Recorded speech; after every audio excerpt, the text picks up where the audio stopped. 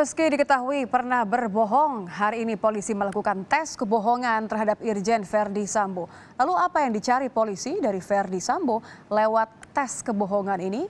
Masihkah polisi mengandalkan keterangan Sambo dalam mengungkap kasus pembunuhan Brigadir Yosua?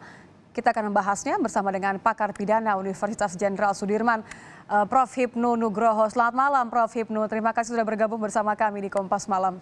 Selamat malam, Mbak. Prof, seberapa signifikan sih sebenarnya keberadaan tes ini dalam proses penyidikan, mengingat Sambo bahkan Kapolri menyebut sempat diprank, begitu, sempat dibohongi oleh Sambo? Ya, uji lie detektor itu kalau kita bicara ideal pengungkapan perkara itu pada saat permulaan penyidikan.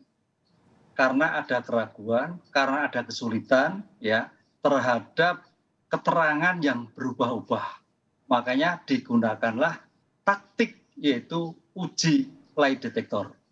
Nah, sekarang pertanyaannya, kenapa sudah tingkat penyidikan pelimpahan perkara masih juga dilakukan lie detektor? Karena semua skenario adalah kebohongan, kan gitulah. Oleh karena itu, dalam rangka mengoptimalisasi suatu sistem scientific crime investigation, semua alat yang dimiliki oleh Polri digunakan. Ini bentuk kebingungan, bentuk keraguan, atau bentuk untuk mencari celah? Enggak, bukan keraguan, tapi mengoptimalisasi. Sehingga semua alat dipakai. Karena gini Mbak, dalam suatu pengungkapan perkara jangan pernah menafikan suatu alat. Jangan menafikan suatu bukti.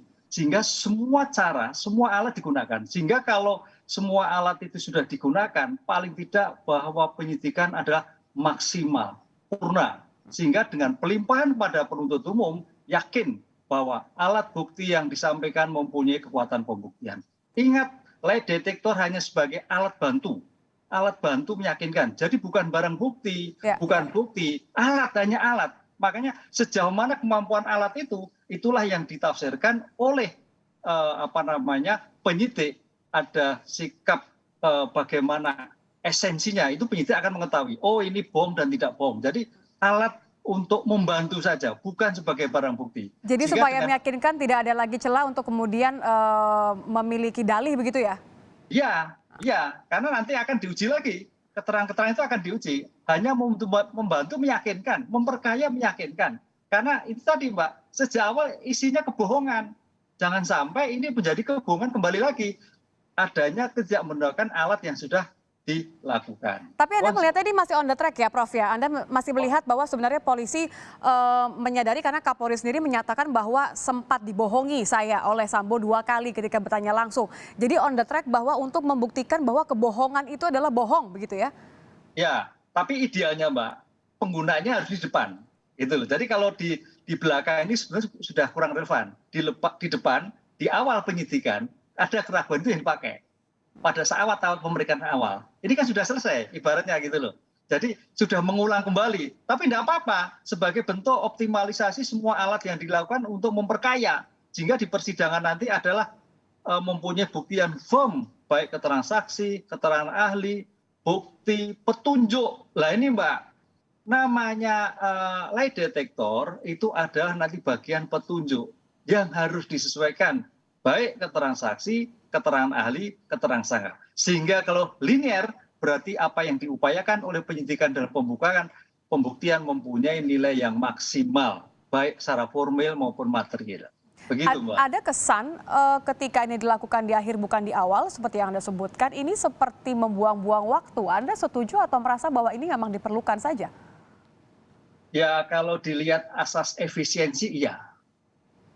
Buang-buang waktu? Iya, kurang efisien, harusnya di depan. Ingat, alat-alat bukti itu bagian taktik loh ya. Di dalam ilmu kriminalistik itu ada namanya taktik dan teknik Mbak. Nah itu taktik mengungkap. Ketika suatu bukti sudah oke, sehingga sebetulnya tidak perlu. Kan gitu loh. Tapi saya berpikir yakin bahwa Mabes Polri adalah supaya betul-betul buktinya maksimal. Itu saya berpikir positif Mbak. Tapi dari segi teknis harusnya di awal. Kan itu. Saya suka optimisme Anda. Sejauh mana optimisme ini kemudian bisa membongkar kasus tanpa perlu membuang-buang waktu lagi? Saya masih ingin bertanya kepada Anda, Prof. Hipnu, namun ditahan dulu, kita masih akan kembali usai jeda di Kompas Malam.